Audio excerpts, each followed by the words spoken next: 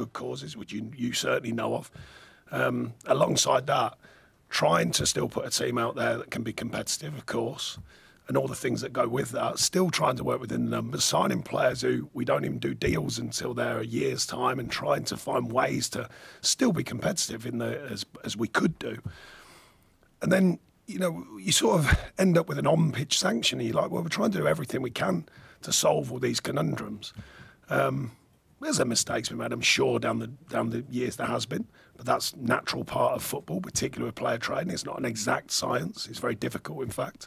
And you come away with it, and we get the initial spell, which is still the focus, the appeal side of things, and you lose 10 points, and you think, well, it's an on-pitch sanction, but we've actually been cutting the idea of being on-pitch powerful, by resources, by trying to do the right things. So it's a bit of a tough one in my timeline of a year to take, and we still haven't found out about the appeal yet. We're still waiting on that and news on that.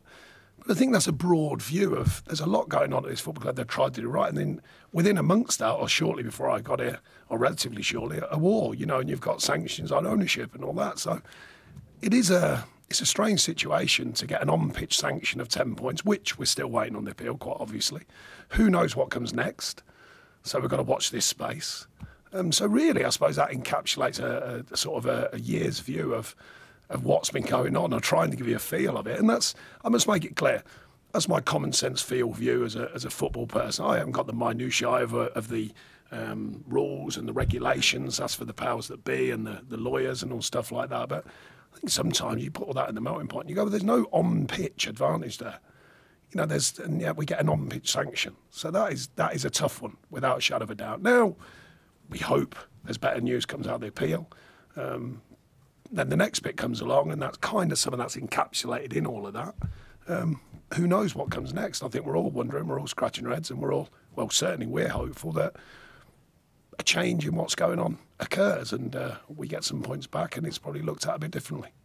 If you'd known all this was coming along, would it have affected your decision to take the job?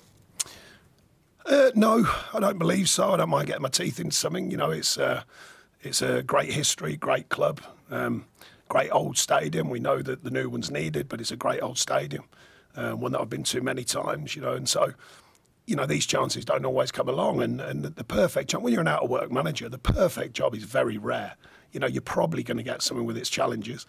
I would suggest there's been more here than a lot of jobs that I was offered down my 9 or so months out of the game, but I'm never going to knock that, and I thoroughly enjoy the challenge that's right in front of us, and I think the players are relishing it. I think the fans are more than playing their part. They travel all over the place to get behind us in good voice.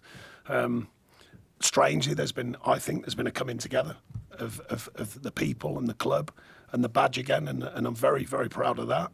It doesn't solve everything, but I think that's a very good sign of a club that is willing to come together to fight, come together to protect itself, and come together to come through the challenges that are quite obviously right in front of us.